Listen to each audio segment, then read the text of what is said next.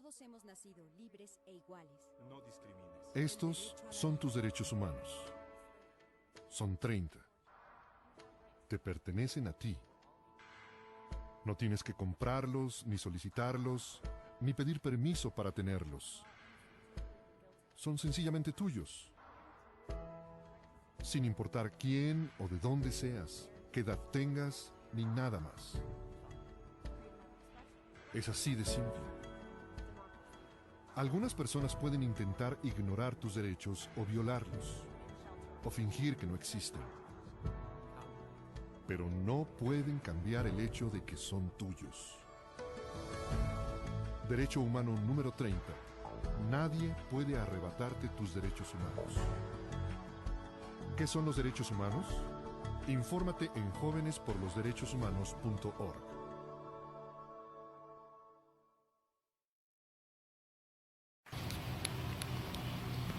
Muy buenas tardes, mi nombre es Orlando Cardona Londoño, estudiante del programa de licenciatura en Filosofía, pertenezco a la Universidad Nacional Abierta a Distancia. Esta tarde quiero desarrollar una inquietud a partir de la materia Filosofía de los Derechos Humanos. La pregunta que surgía en el trabajo colaborativo anterior era ¿cuál es la responsabilidad que tenemos los ciudadanos frente a los derechos humanos y frente a la vulnerabilidad de estos? Hay dos conceptos de los cuales quiero desarrollar la idea de la defensa de los derechos humanos. Una primera parte es a partir de la responsabilidad que tiene el Estado, y una segunda parte es la responsabilidad que tenemos nosotros como ciudadanos. Es claro que los derechos humanos conciernen al Estado defenderlos y es el Estado el que debe garantizar el respeto de estos. Cuando hablamos de derechos humanos, hablar de derechos es hablar de libertades. Y cuando hablamos de humanidad, hablamos de algo que es innato al ser humano, innato al hombre. En la antigua Grecia se podían percibir dos formas frente a la humanidad.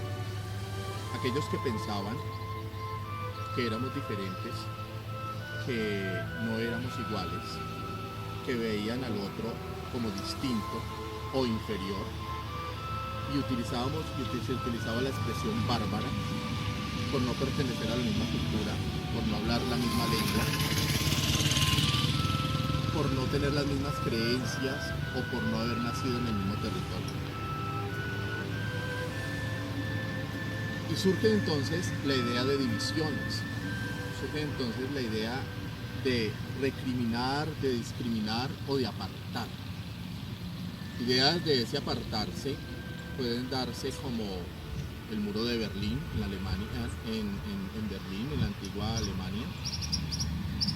Podemos ver ideas como el muro que divide México con Estados Unidos. Es una forma de discriminar, de alejar, de delimitar nuestro espacio geográfico. Pero también están aquellas personas que defienden la idea de la humanidad como un concepto de universalidad. Los estoicos identificaron claramente cómo el ser humano es un ser universal. Y ese ser humano como ser universal es lo que van a llamar como el hombre cosmopolita, un ciudadano del mundo. La humanidad pertenece a todos.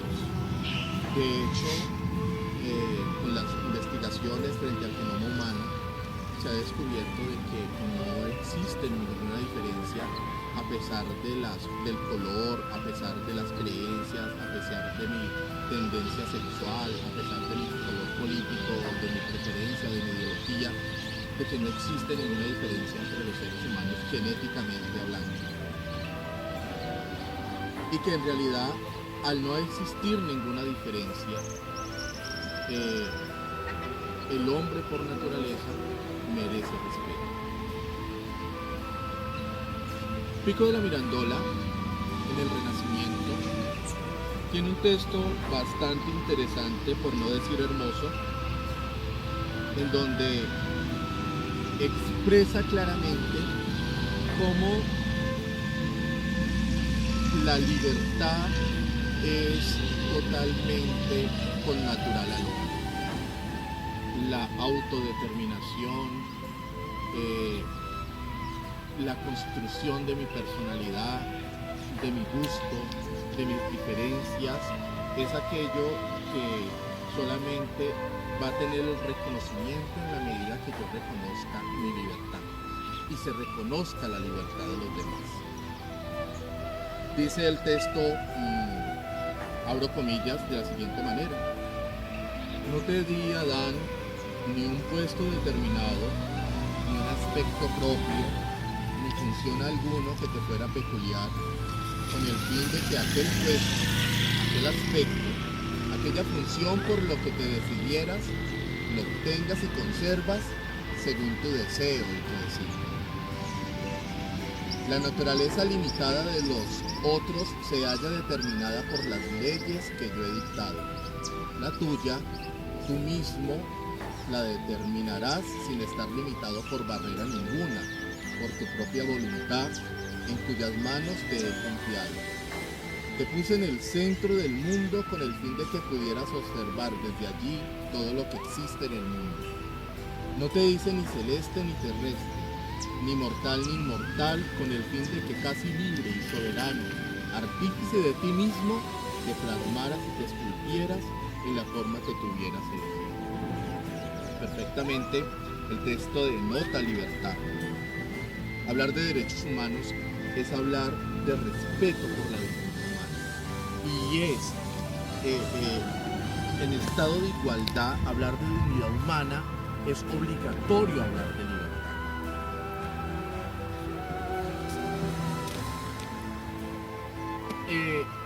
Otro elemento que quiero desarrollar es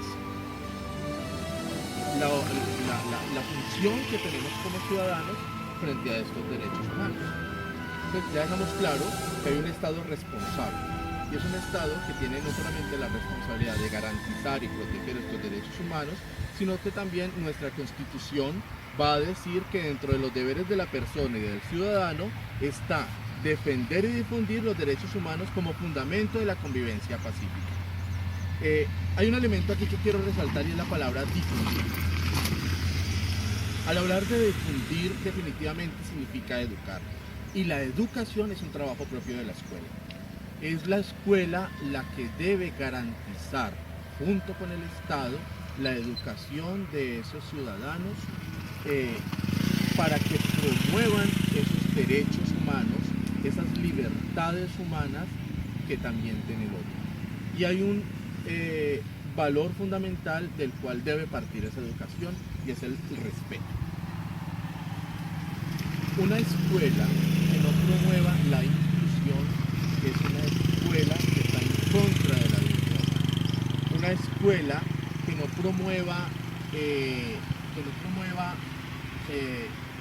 la diferencia, que no promueva la diferencia, la igualdad en la diferencia, que no promueva la conciliación, que no promueva la educación en valores, que no promueva el respeto por mis gustos, el respeto por el gusto del otro. Una escuela que no incluya a pobres, a ricos. Es más, una escuela donde se den diferencias sociales es una escuela que no está protegiendo los derechos humanos, y menos está educando a favor de los derechos humanos. Debemos hablar de derechos humanos. Definitivamente no se puede hablar de clases sociales, no se puede hablar de diferencias raciales, no se pueden hablar de ideologías, no se puede hablar de diferencias políticas, no se puede hablar de de diferencias sexuales. Definitivamente la escuela tiene que ser garantía de la democracia.